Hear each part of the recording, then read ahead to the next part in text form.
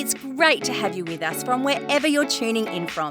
For more information about Elevate Church or to contact us, head to our website elevatechurch.me and take us wherever you go by downloading our Elevate Church AU app. We hope this message inspires and helps you to take your next steps in your journey. Well, good morning.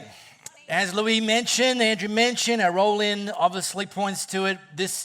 We're in week 3 of a series called Anxious for Nothing. And it's really, the big idea is built around something that Paul wrote to the church in Philippi. Now, Paul was kind of like an Elon Musk character in the early church. Philippi is a part of, in eastern Greece. That one's for you, Nissa. And he wrote this letter, and actually, by the way, wrote it while he was imprisoned for preaching about Jesus. So if you think, your colleague thinks you're a bit weird because you go to church, well, at least they haven't sent you to prison for it. So he had some issues. And he wrote this letter from that physical place of imprisonment.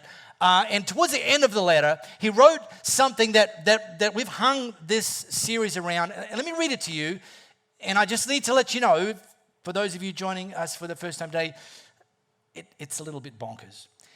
He wrote, "Do not be anxious about anything," or another translation of the Bible writes, "Be anxious for nothing." That's the bonkers bit, just in case you're wondering. "But in every situation, by prayer and petition, with thanksgiving, present your requests to God." And really, at face value, we're asking the question, this instruction that Paul's put out there, do not be anxious about anything. Is that realistic or ridiculous? Because if it's ridiculous, let's just go home now. But if it's realistic, or at least if the trajectory of our lives can head in that direction, well, what would that take? What sort of things do we need to be aware of? What sort of things do we need to put into practice in our lives to maybe move us towards that idea that we can potentially be anxious for nothing? Now, just encourage you strongly, if you've missed the first 2 weeks or you want to catch up, you can go to our podcast, any of the platforms, type Elevate Church Perth. We'll be there, and you can catch up on the first 2 weeks. But when we talk about anxiety, just before you kind of think, oh, it's very tense in here, it's not all bad. In fact, one helpful idea is to think of anxiety like a smoke alarm. That when it goes off, it's a sign that something is wrong. And if you don't ignore that and you respond appropriately, then good. It's like, thank God for the smoke alarm. That's why they're compulsory these days. However, if you think the solution is to remove the batteries or disconnect the power supply or put your earbuds in and turn the volume up because this smoke alarm's driving you crazy, well, guess what? You're going to burn the house down. So anxiety can be very, very helpful, providing we respond to it in a timely and appropriate manner.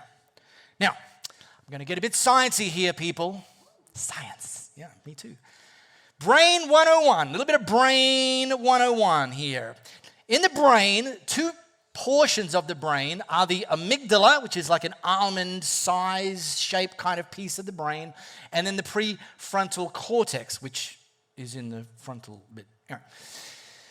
They have 2 very unique and important functions. The amygdala is triggered, and it's there to, when there's imminent danger, our amygdala sends a response to everything in us, the fight, flight, or freeze response. It says, hello, don't ignore this. This is going to get bad for you.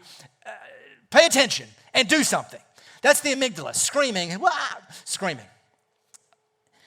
And it sends releases a flood of adrenaline, and that adrenaline's essentially, ideally, used for us to run away from the woolly mammoth until we're out of range, and then good, danger's over.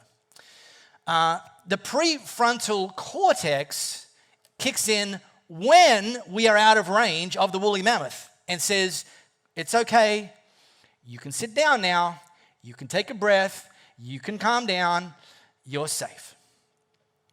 So these kind of work as a bit of a 1-2 combination. They each have their unique role. The first is triggered, and then the second is triggered, and then we carry on with life as we knew it before the danger. The problem is that the amygdala is not objective. So much so that the amygdala has the potential to hijack your brain and remain in charge even after the danger has passed. It's called an amygdala hijack. And in fact, the prefrontal cortex, once the danger's passed, tries to kick in and say, it's okay, it's all right, you're safe, you're not in danger anymore. And the amygdala says, I'm in charge. And it's when we live in this state or get into this state where the amygdala is dominant in our brains that actually we start to fear and react to and respond to and actually be dominated by things that actually aren't even going to happen. And you know this because you've spent years of your life in spurts worrying about, thinking about stuff that didn't ever actually happen. And it's important to know which one's which. Now, this message today, it's not going to be all sciencey, not that there's anything wrong with that, but it's very much a companion message to a series, an entire series we taught last year called Winning the War in Your Mind. And the big idea from this series, a 4-week series, is to think about what you think about and really get our thought life over into the trajectory that God wants for us, because what we think about comes out in our lives. So you can go back 2021 and catch up on this. But we're talking about specifically anxiety. And we've been, the last 2 weeks, double-clicking on something that's super, super important for us to understand. And it's the idea that there's still a level of stigma attached. Despite a lot of progress I think we've made in this area as a culture, there is still some stigma attached to anxiety, to people struggling with anxiety, to people who might, be vulnerable and admit to struggling with anxiety. And sometimes it's just assumed that they're weak. You can't handle it, And then in some church circles, there's another layer, which is this sort of projection that you must lack faith. If you're anxious, you're not trusting God enough, which is just not helpful. And it's also just like stupid. Because if you were to break your leg tonight and get rushed to the hospital, nobody's accusing you of being weak or lacking faith because you've gone to the hospital to get your broken leg fixed. They're saying, in fact, they'd think that you're irresponsible if you didn't go and get some professional help. So why do we flip the whole kind of interpretation when it comes to people that are struggling with things in their thought life? It's just stupid. It makes no sense. All right. Sorry, I'm just getting warmed up here. Because here's the reality. God can't heal what you hide. And there's 2 important moving parts to understand from that very, very, very important idea. The first is, if you think that when you're struggling with something, you need to hide it from God, it's game over before you've even begun. You've cropped yourself out of the healing journey because you don't want God to know about your mess. Well, first of all, He knows anyway. But secondly, He's not disappointed. He's not angry. He's not going to just go titch, titch, titch, suck it up, deal with it. He wants to insert Himself and His power and His grace into your life to begin the healing process. And so we spend an inordinate amount of time teaching about the character of God. In fact, I'm thinking maybe the next series we teach on is going to be about the character of God. I don't know yet. It's too early to tell. But anyway, it's on the maybe list. But we teach about the character of God because some people have this backwards idea that God just it's only if you're good and perfect and sorted and dialed and right then you can come to God. because you won't get rejected. And it's like, no. And so, but here's the thing. Someone can get to that place, and I hope that we all land in that sphere where we start to understand and appreciate and trust God's loving character, right? But it's only one side of the coin, because there's another side of the coin, and it's called you and me, the church. Someone can have that revelation about God and yet still feel they need to keep things hidden because they fear judgment from the church. They've overcome the idea that God might judge them, but they don't have the confidence to put things on the table because they're terrified that you or I might judge them. And both of those things matter for anybody to get healed and grow. Now, we're not teaching this series from the point of view of counselors. I'm not a counselor. Don't come to me for counseling. I will make your life worse. We're not coming from the point of view of doctors. We're not coming from the point of view of nutritionists. These are professionals, and they do what they do, and we strongly recommend people access professionals when they need a little bit of extra help. But here's the thing. We would base any forward steps, any formal steps with professionals on the idea that God is seated on the throne. You ever heard that expression, God seated on the throne? You ever thought about what that means? It means he's not frantically pacing. He's not tossing in his sleep. He's not anxious about what you're going through. He's steady and he's secure. And so when you go and see a counselor, the God who's seated on the throne is there with you, seated. Not chewing on his fingernails. Seated. And he's trusting that he's going to be able to work in and through that counselor who he's gifted and they've gone through the training to be able to help you in concert with the God who's seated on the throne. So these don't have to be this kind of church and weirdos and professionals and, well, you know, okay, if you really think you have to go and see them, I mean, I won't tell anyone if you don't. It's like, wise people seek help from wise people. All right. If you've got your smartphone, I know you do. You took it with you to the toilet this morning. It's somewhere within reach. Pop it open to the camera app and scan the flow code. It'll take you to Philippians chapter 4. And I'm going to drop us into the New International Version. And I'm actually going to drop us into like the next thing that Paul wrote. Well, the next thing. The next thing that Paul wrote. In this same letter, and he's kind of like wrapping it up now, okay? And wrap it up now. And I know he was wrapping it up because he writes, summing it all up. I know. Genius.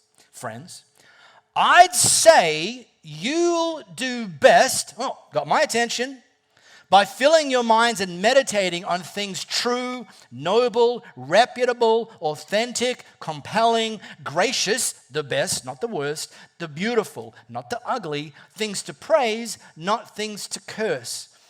Do that, it's a choice, and God, who makes everything work together, will work you into his most excellent harmonies. Now, a number of years ago, I worked alongside some air traffic controllers. They didn't let me touch the dials, but I worked for several years alongside a bunch of air traffic controllers. And one thing that I observed about air traffic controllers in the space and while they're doing their job is they actually don't have control over which planes come into their airspace. That's determined by external factors. However, they have complete control over which planes they allow to land on their runway. That's some serious power. It's called the rerouting principle. And this is called the rerouting principle, not just in the world of air traffic control, it's called the rerouting principle in the world of psychology. And you have that power available to you. In fact, this is how I would say you and I can become thought traffic controllers. Acknowledging we don't have control over every thought that enters our headspace, but we do have complete control over which thoughts we allow to land and take up residence, right? And so just like the air traffic controllers have to train and get good at recognizing when something's ineffective or dangerous, and they'll reroute that plane elsewhere and essentially say, not my problem anymore, and just get rid of it. We have that same opportunity and we have that same power to develop the rerouting principle when it comes to our thoughts. Recognizing, is this like the best thought? I mean, it came into my headspace like, okay, it's orbiting. Do I really want this thought to land? And if you don't, because you recognize it's less than God's best, we can develop the skills and the abilities to become a thought traffic controller. Because here's something that you're going to want to hear this. Having worked alongside these air traffic controllers, I came to learn that on day one, like they got the job, on day one, they didn't get given the controls. Like, woohoo, wonder what this button does, boring. They had to go through years and years of startup training and then just continue training and training and training and training. Because, there's quite a bit at stake when it comes to them doing their job effectively. Well, here's the great thing. If you've never thought about becoming a thought traffic controller, you can apply for the job today. And you might not be great at it to begin with. Some of those thoughts that are less than God's best, they might sneak through and land, and you're like, boy. Okay, all right. Well, what did you learn from that? And become this thought traffic controller, understanding, again, what goes on in our mind comes out in our life. And so God has enormous amount of importance on what we think about. And as you develop your rerouting skills, here's some things that you'll no longer have to say. Well, I've always been this way. I've always thought like this. My dad thought like this. My grandpa thought like this. I think like this. Probably never going to change.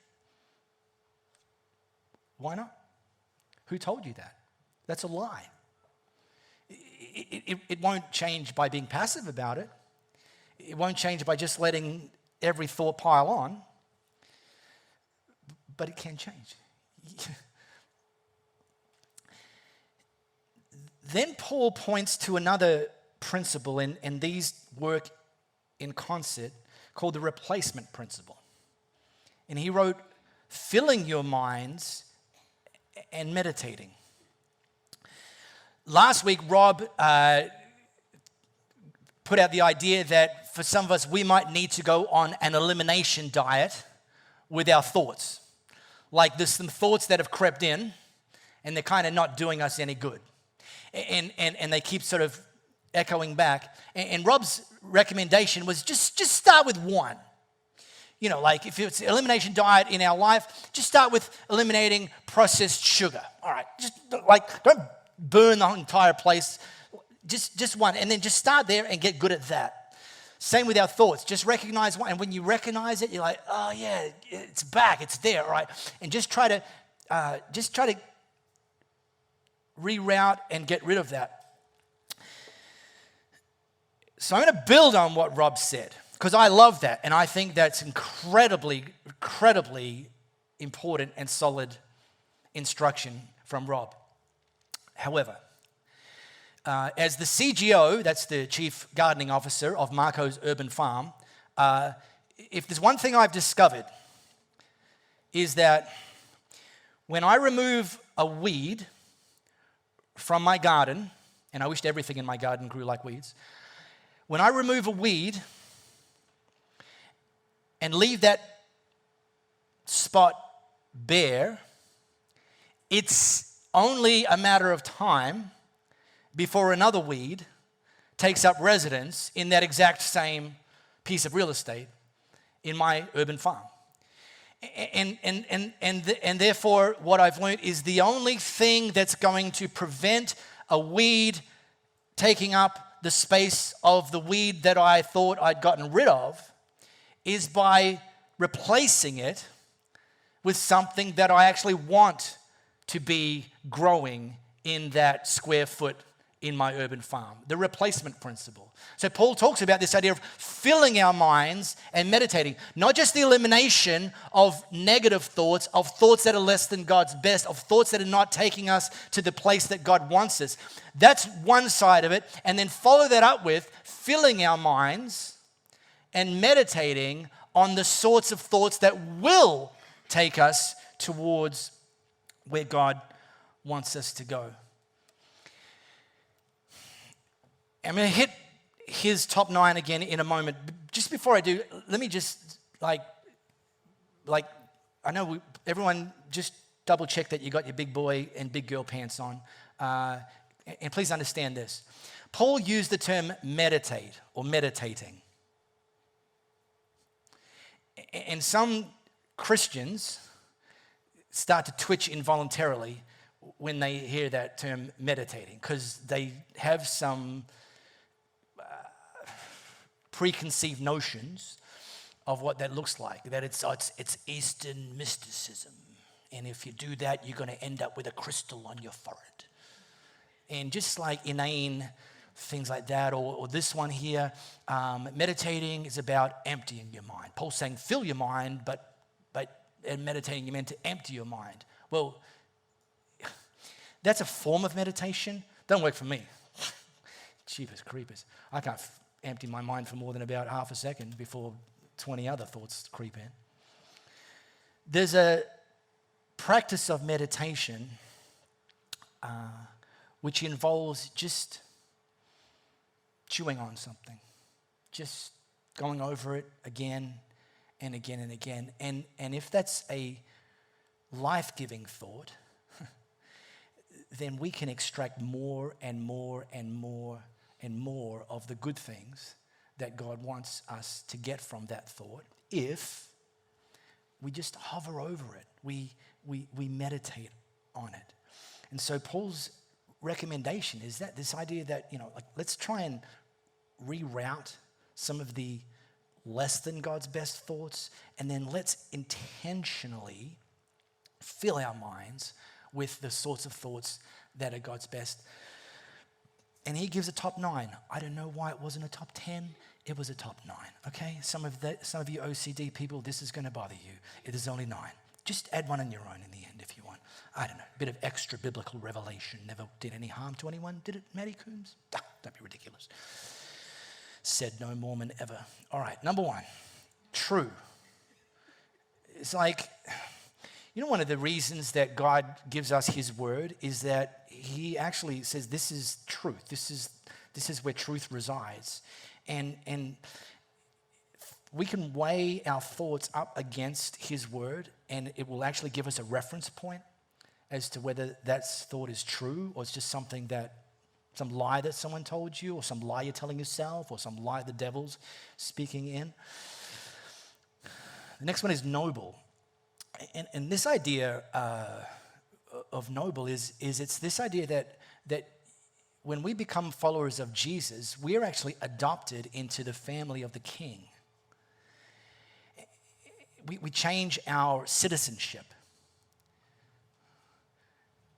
And this question is that thought that you're thinking, is this the sort of thought that's worthy of a son and daughter of the King? Like, is this elevated enough, or is this just like commoners thinking? Because if it's commoners thinking, you can do better. Is it reputable? I love this one. Who told you that? See, sometimes the source of the information is even more important than the information itself. You probably know this now if you use a news app. I got my news apps. I use 2 news apps. And every headline is now a clickbait headline. All of them are designed to get my attention. So I look at all of them, just the headlines. And before I click on the article, I click on who wrote it, which news outlet, because that's going to largely determine whether, because some of these turkeys that publish digital media that they can publish for free, there's a reason it's free, because it's not worth nothing. Is this reputable? Who told you this? Is it authentic? This word authentic is about, does it actually line up with reality?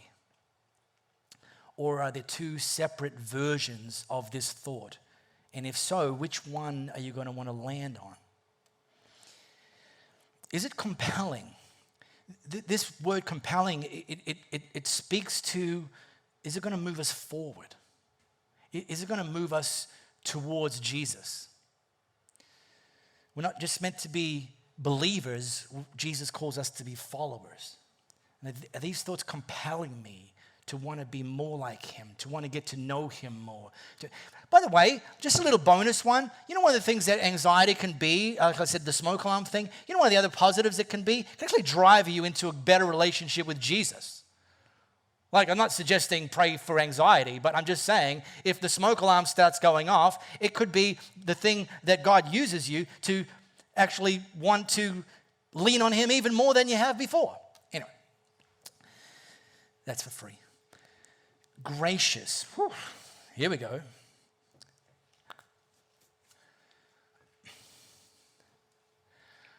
Uh, 2 weeks ago, one of my clickbait articles was about somebody on a plane who punched the flight attendant in the back of the head mid-flight. And I thought to myself, that's not very gracious. And you can't kick them off the flight at that point either, by the way. Probably want to push them out the door. Then 3 days ago, I read an article about boarding was delayed on a plane because one of the first passengers decided to drop their trousers and take a dump on the aisle before the other passengers could board. And I thought to myself, that's not very gracious. And then 2 days ago, I read an article. By the way, don't ever try to read my news feed. 2 days ago, I read an article about a family who, when their plane landed, the police were called on board to arrest them for the acts that they collectively, mum, dad, and the two kids, way to set an example, for what they had done to some of the flight attendants. And I thought to myself, well, that's not gracious. And I'm glad that these stories still make the headlines. And I don't say this cynically, but I just think to myself sometimes, I wonder if this would be a story in 5 years' time, or if we've just somehow accepted that this stuff's just kind of like okay. And the reality is some of our thoughts are actually like antagonistic and not good. And they're destroying us from the inside out. And God's saying, fill your mind with gracious thoughts, thoughts that speak life, thoughts that speak possibility, thoughts that speak hope and positivity. Like, are you Sally the cynic, or are you like, okay, I'm not denying the reality of this situation, but I trust in a God who, by the way, did I mention, is seated on the throne. So I'm going to think gracious thoughts. I'm going to think thoughts that are the best, not the worst. Beautiful, not ugly, praise,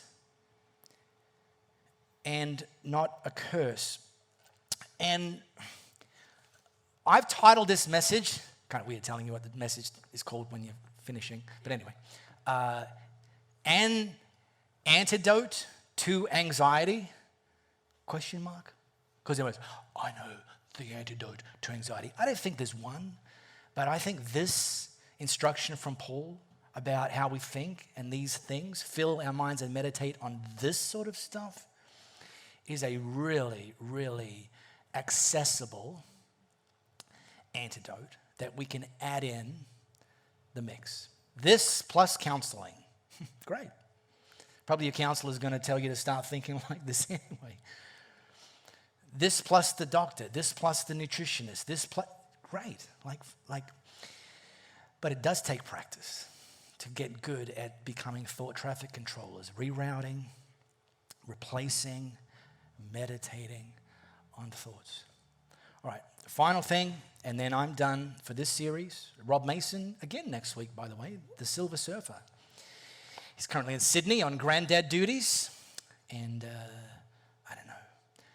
He's a pretty doting granddad, so maybe I will be preaching next Sunday because he decided not to come back. I don't know. Only one way we'll find out, right? Be here. What we've been doing for the last probably 3 months is, so we love the Bible app. The Bible app, like ask the internet how many times it's been downloaded. It's like in the B's, it's like this bonkers number. It's for free. And then the number of translations and the number of languages. They're trying to get it digitized in the Bible app to have the Bible translated into every single language on the planet. Talk about it. This is just one church that does this, by the way. So not us, I mean the church that. What an incredibly big goal. So we love it, and we love what you can do, and there's tools and stuff, and so on and so forth. And I say this all the time. You can use a paper Bible, you can use a papyrus. It's the words, not the form that the power resides in. So get it, however, just get it, the words. But anyway, this Bible app, which is free, a few months ago added a feature where you can, if you've got the app, you need the app, and you need an account, and then you can scan this QR code and set up Elevate Church's My Church in the app. And what we've been doing, they've just released a couple of initial features. They'll be, no doubt, rolling out some more. But what we've been doing is every Monday, we've been publishing a featured plan, a Bible plan. Your grandma would have called it a devotional, same kind of idea. And it's around the same topic that we've preached on the day before, the Sunday, okay? And the plans typically go sort of 5 days, so you don't even have to do one every day. But this is the idea. So tomorrow, we're going to be publishing the Bible plan, Winning the War in Your Mind. So we're going to do a little bit of a throwback, although I know some of you are new to Elevate, which is great, and take a deep dive. I think that's a 5-day plan. I'm doing them as well, and it's not because I'm trying to, well, you better do them because you're the professional Christian. No, I study the Bible for a living, and I study the Bible for living. So I'm in the same kind of category as you all. Encourage you to do that. It's just this idea of really allowing God to take us deeper, further with whatever the topic is. We really hope you got a lot out of this message. If you live in the Perth area, we'd love for you to join one of our live experiences. For times and directions, as well as information, head to our website, elevatechurch.me. For those of you beyond the Perth area, we'd love for you to connect with our online experience, which premieres every Sunday via YouTube and Facebook Live, and on demand immediately after. And to partner with us to reach more people by giving financially, head to our website, elevatechurch.me, and also download our Elevate Church AU app.